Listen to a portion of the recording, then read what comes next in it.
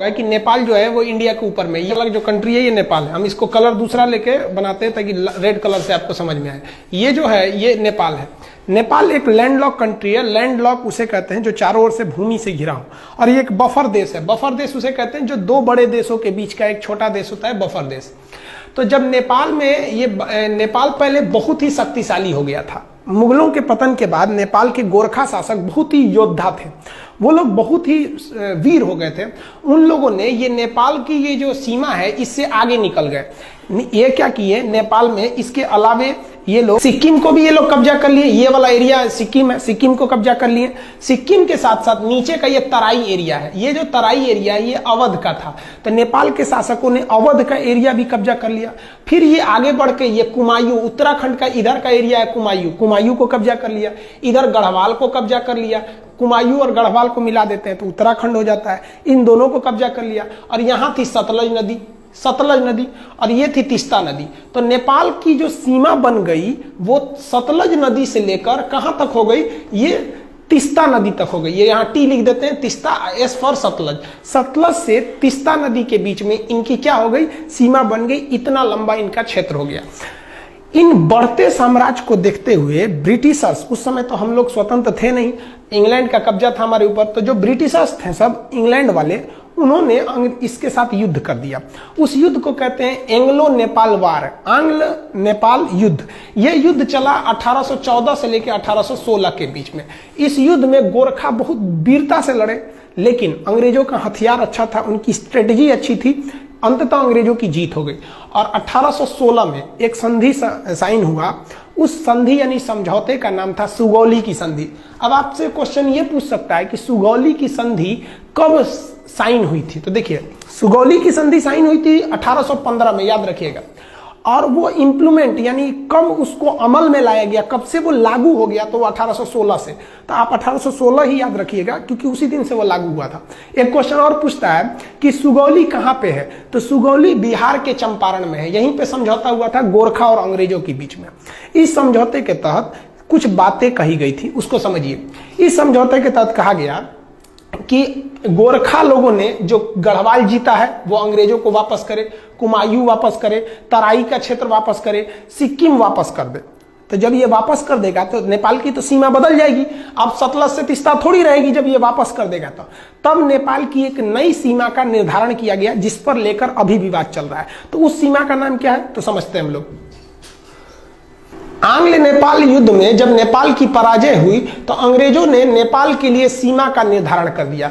उन्होंने कहा कि उत्तराखंड में जो शारदा नदी है, इसी शारदा नदी को ना नेपाल के लोग काली या महाकाली कहते हैं। तो जो महाकाली नदी है वो यहां से सीमा बनाएगी पश्चिम से, और इस तरह में मेची नदी वो नेपाल से ही निकलती है। नेपाल का लास्ट नदी है मेची नदी।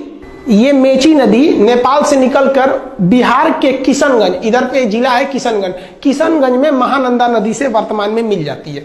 तो ये इधर में महाकाली नदी बॉर्डर बन गया और यहाँ पर मेची नदी बॉर्डर बन गया। इन्हीं के बीच में क्या हो गया भैया, नेपाल हो गया। और नीचे में त्रिवेणी, आप पता होगा बिहार के चंपारण में त्रिवेणी बांध है, तो नीचे में त्रिवेणी नदी। तो ये नीचे का एरिया था, वो विवाद का कारण नहीं है। वर्तमान विवाद का काम महाकाली नदी। तो आप समझ गए। अब बात समझते हैं ये क्या चीज है, काला पानी और ये लेपुलेख विवाद, इस सब के बारे में। तो इतना समझे। अब नेक्स्ट स्लाइड में हम समझते हैं, ध्यान से समझिएगा। ये जो ट्रीटी थी, ट्रीटी को अगर आप ध्यान से देखेंगे इस पे, तो हम आपको समझा दिए थे। इंडिया नेपाल के बीच में एंग्लो नेपाल वार 1814 से 16 के बीच हुआ। सिगौली की संधि चंपारण में है 1816 में। कौन कौन से एरिया वापस करना पड़ा था, गढ़वाल, कुमायूं, तराई और सिक्किम का एरिया। नदी कौन कौन सी हो गई, महाकाली नदी से लेके, महाकाली नदी यहां से और इधर में मेची नदी के बीच में ये हो गया था। आप भले इसका स्क्रीनशॉट ले सकते हैं। पहले जो नेपाल था, पहले का नेपाल की सीमा यहाँ पे क्या थी, सतलज नदी, और इधर में तीस्ता नदी। लेकिन बाद में क्या कर दिया गया, नेपाल की सीमा को यहाँ पे ये हो गया आपका नेपाल में इधर बना दिया गया मेची नदी को, कि भैया पूरब में आपका मेची नदी और इस साइड में महाकाली नदी। तो ये सुगौली की संधि के बाद का है। नेपाल कहता है कि भैया हम इसी को मानेंगे। तो विवाद कहां से है, इसको मानेंगे। तो समझिए इसके बारे में। हालांकि इसका स्क्रीनशॉट लेना चाहते हैं तो ले सकते हैं, नहीं तो आप एक नोट्स बनाते चलिएगा। विवाद का कारण क्या है, तो उत्तराखंड से हम लोग को मानसरोवर यात्रा की शुरुआत करानी थी हम लोग को। तो मानसरोवर यात्रा कैसे होगा, तो ध्यान से देखिए। मानसरोवर यात्रा के लिए हम लोग एक बहुत लंबा रास्ता तय करते थे। मानसरोवर जाने के लिए हम लोग सिक्किम के यहाँ पर एक दर्रा है जिसका नाम है नाथुला दर्रा। इस नाथुला दर्रा से हम लोग कैलाश मानसरोवर जाते थे। यहाँ शंकर जी का स्थान है कैलाश मानसरोवर पर्वत पर, महाकाल। तो यहाँ हम लोग जाते थे जो श्रद्धालु हैं। तो भारत सरकार ने सोचा कि क्यों ना हम इन लोग को उत्तराखंड के रास्ते पहुंचा दें। यहाँ पर भी एक दर्रा है जिसका नाम है लेपुलेख दर्रा। तो यहां से क्यों ना पहुंचा दे। आप खुद देखिए कि यहां से बहुत फायदा होगा, दूरियां घट जाएंगी। इससे एक और फायदा क्या हो जाएगा कि हम चाइना से फ्यूचर में जब कभी युद्ध होता है तो हम यहां से सेना भी पहुंचा सकते हैं, क्योंकि चाइना का भरोसा करना बेवकूफी होगी। तो भारत सरकार ने यही सोचा कि भैया हम यहां सड़क बना देते हैं। तो भारत सरकार में जितनी भी सीमा पर सड़कें बनेंगी बॉर्डर पे, वो बनाने का काम करता है border road organisation, BRO, border road organisation, BRO। ये सेना के अंडर में एक संस्था है, यही काम करती है। ये क्या करेगी भैया, बॉर्डर पे सड़कें बना। अब विवाद कैसे हो गया देखिए, यहां पर काला पानी एक जगह का नाम है, काला पानी तक सड़क थी। उस सड़क को आगे बढ़ाकर लेपुलेख दर्रा तक लाया गया। यह सड़क की लंबाई थी 80 किलोमीटर। अब नेपाल कह दिया कि भैया आप ये जो सड़क बनाए हैं 80 किलोमीटर, ये हमारे एरिया में है, क्योंकि काला पानी और लेपुलेख दर्रा, लेपुलेख ये तीनों देशों के सीमा पर है। इधर में नेपाल, इधर में इंडिया, इधर नेपाल, इधर चाइना। तो ये जो आप सड़क बनाए ना, ये सड़क गलत है, ये हमारे एरिया में आप मत बनाइए। नेपाल कह रहा है कि हम सुगौली की संधि को मानते हैं, भारत कह रहा है कि हम भी उसी को मानते हैं। फिर विवाद कैसे हुआ समझिए ध्यान से। देखिए आप इसको समझ लीजिए कि नेपाल है, यहां मान के चलिए नेपाल है, ये नेपाल हो गया, और यहां पर उत्तराखंड है, इधर का एरिया ये उत्तराखंड में। जो महाकाली नदी है उसकी 3 शाखाएं हैं। ध्यान से समझिए, आप नक्शा को देखिए, जिसको हम ब्लैक कलर से किए हैं ये नेपाल है, और ये जो रेड कलर से बना दिए हैं ये इंडिया का उत्तराखंड राज्य है। अब सुगौली की संधि कहा गया था कि ये जो ब्लू कलर की नदी आ रही है, ये महाकाली नदी, ये नेपाल और इंडिया का बॉर्डर बनाएगी। दिक्कत इस बात की है कि नदी का उद्गम जो है वो 3 नदियों से मिलकर होता है। एक इधर वाले का नाम है लिम्पियाधुरा, इधर जो है लिम्पियाधुरा, तो सबसे इधर वाला एरिया है लिम्पियाधुरा, इधर में हो गया काला पानी, और सबसे लास्ट में है लेपुलेख, सबसे लास्ट में लेपुलेख। इंडिया कहता है कि जो महाकाली नदी शुरू हो रही है वो लेपुलेख से शुरू हो रही है। कहां से शुरू हो रही है, लेपुलेख से। इसलिए लेपुलेख से जब ये शुरू हो रही है तो इधर का पूरा एरिया मेरा हो गया। नेपाल क्या कह रहा है ससुरा कि जो महाकाली नदी शुरू होती है वो लेपुलेख से नहीं शुरू होती है। नेपाल कहता है कि यह लिम्पियाधुरा से शुरू होती है। लिम्पियाधुरा से जब शुरू होती है तो ये बॉर्डर होना चाहिए। यानी सारा का सारा झमेला ये इसी एरिया के लिए। ये हल्का सा जो एरिया इसको हम दूसरे किसी कलर से कर देते हैं, ये एरिया से विवाद है। सारा विवाद इसी एरिया को लेकर हो रहा है। अब आपको बता दें कि ये जो एरिया है, इस एरिया पर पहले से कब्जा इंडिया का है। ये जो ट्राई जंक्शन है तीनों का एरिया, इस पर अधिकार पहले से इंडिया का है। तो नेपाल कह रहा है कि भैया मेरा है, आप खाली करिए। नेपाल को ये गर्मी कहां से है भैया, इतना जुनून जो कभी हमसे आंख मिला नहीं सकता था, आज इतना बढ़ के बोलने लगा। समझिए इसके बारे में। तो ये समझ गए, बॉर्डर रोड ऑर्गेनाइजेशन ने एक न्यू सड़क बनाई थी, कहां से, काला पानी से लेपुलेख तक 80 किलोमीटर। किस लिए, मानसरोवर यात्रा पर जाने के लिए।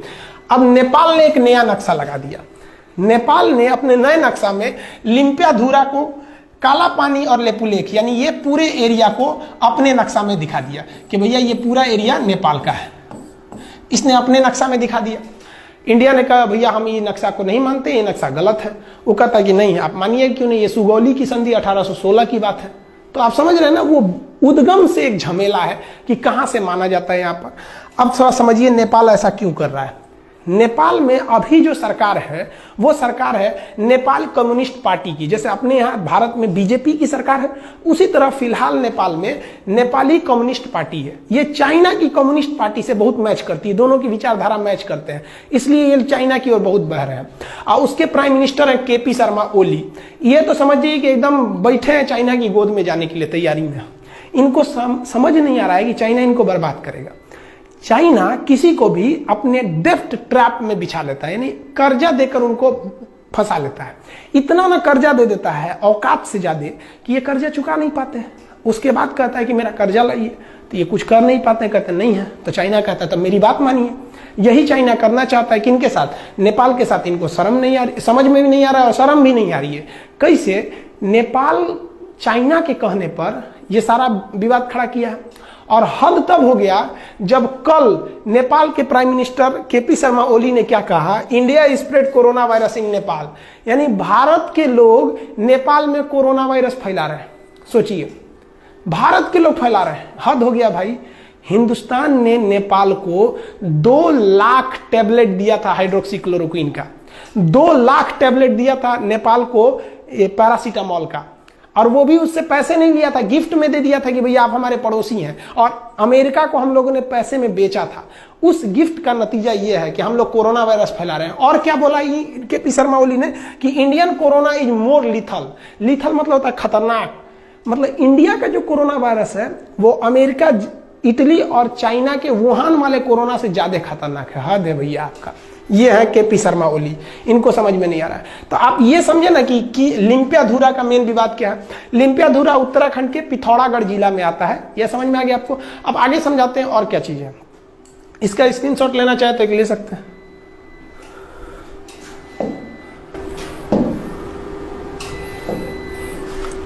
देखिए, जो सड़क बनाया गया है वो सड़क बनाना जरूरी भी था।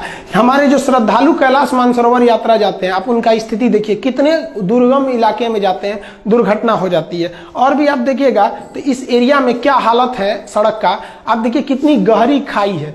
इतनी गहरी खाई में ये लोग, हम लोग की यात्रा करनी पड़ती है। ये मतलब जो कैलाश मानसरोवर की यात्रा पे जो श्रद्धालु जाते हैं उन पे, तो ये सड़क बनाना एक तरह से जरूरी भी तो था। तो बॉर्डर रोड ऑर्गेनाइजेशन ने पहाड़ तोड़ के सड़क बनाया। देखिए, इतना आसानी से सड़क नहीं बनते हैं। ये पहाड़ तोड़ के सड़क बनाया और बनने के बाद नेपाल कह रहा है कि भैया ये एरिया हमारा है, आप खाली कर दीजिए। तो थोड़ा हम अब हम ये समझते हैं कि इंडिया को नेपाल के साथ क्या करना चाहिए। हर चीज का एक कंक्लूजन होना चाहिए। तो देखिए उसके बारे में।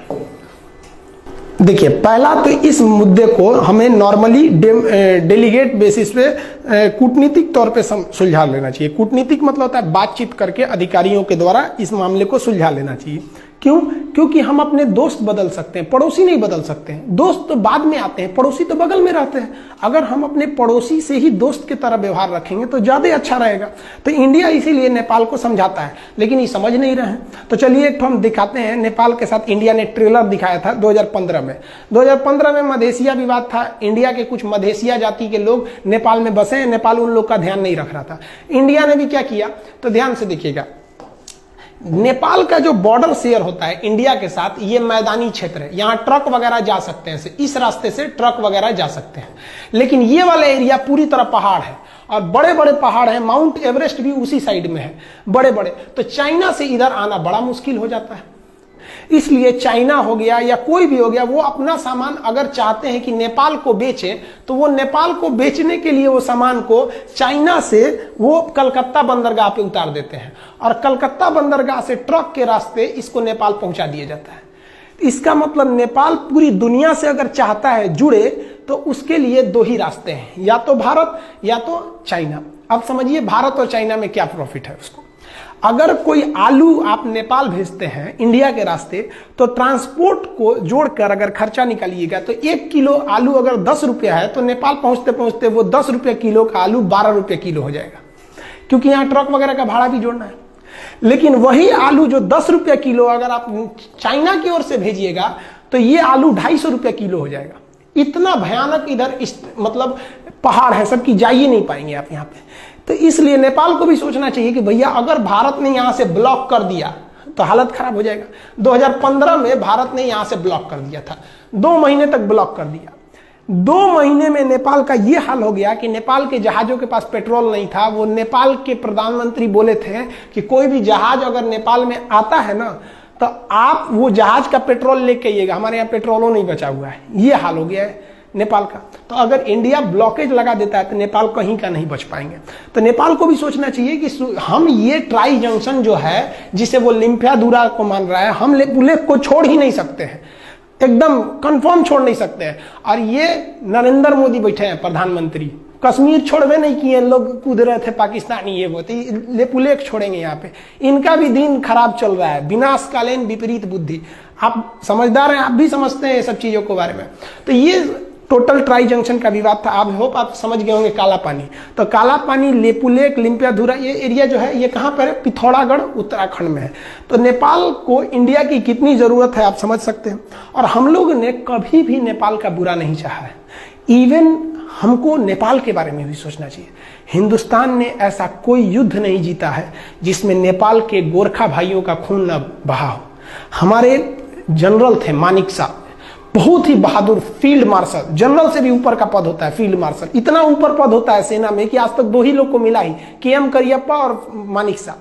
मानिक साहब ने बोला था कि अगर तुमसे कोई कहता है कि मुझे मरने से डर नहीं लगता है तो समझ जाना वो झूठ बोल रहा है, या तो वो गोरखा सिपाही है। तो भारत में गोरखा सैनिक भी है। तो हमें ये भी देख के चलना है कि नेपाल से अच्छा संबंध बना के रखें ताकि वहां से हमारे देश में गोरखा सैनिक आ सके। बहुत ही योद्धा होते हैं और पहाड़ों पर लड़ने के लिए माहिर होते हैं। और कश्मीर में पहाड़ी एरिया में वो बहुत कुशलता से अंजाम दे सकते हैं। कारगिल की लड़ाई में भी वो लोग भाग लिए थे। हम भी भगवान से दुआ करते हैं कि भाई जल्दी जल्दी, एक तो कोरोना का संकट है, उस पर से एक नया संकट लेके चले आए, तो इसको भी जल्दी से सुलझा लेंगे नेपाल और भारत के इस रिश्ते को। आई होप आप इसको समझ गए होंगे। नेक्स्ट हम आपको समझा देंगे कि टूर ऑन ड्यूटी क्या चीज है, सेना में 3 साल कैसे जाना है, फिर नेपाल से क्या, नेपाल के साथ चाइना के साथ अभी जो नया विवाद हो गया है वो क्या चीज है, इस सब के बारे में हम समझा देंगे। वीडियो 5-6 दिन से नहीं डाल पाए एक्चुअली, बहुत लॉकडाउन के पीरियड में सबको बहुत सारे काम है। बहुत से ऐसे गांव हैं जहां पे गवर्नमेंट नहीं पहुंच पा रही है, उन लोग को भी खाना पानी देना रहता है। तो आपको भी अगर कहीं ऐसा लगता है कि कोई जरूरतमंद है तो आप भी वहां जाइए, हर काम छोड़ के वहां जाइए, क्योंकि बार बार अपने देश को सेवा करने का मौका आपको नहीं मिलेगा। यही वक्त है कि आप अपने कामों के बीच में से कुछ समय निकाल के उनको भी समय दीजिए। तो जब अब कभी कभी वीडियो रुक जाता है तो आप बात समझिए बाबू, उस काम को भी हम छोड़ नहीं सकते। तो थोड़ा हम उधर बिजी थे इसलिए हम वीडियो नहीं बना पाए, अब आ गए हैं, अब वीडियो कंटिन्यू रहेगा। आई होप आप ये समझ गए होंगे। नेक्स्ट वीडियो में हम फिर चर्चा करेंगे, अब सब्जेक्ट भी स्टार्ट कर देंगे, बायोलॉजी जो छोड़े थे या फिर पॉलिटी वगैरह।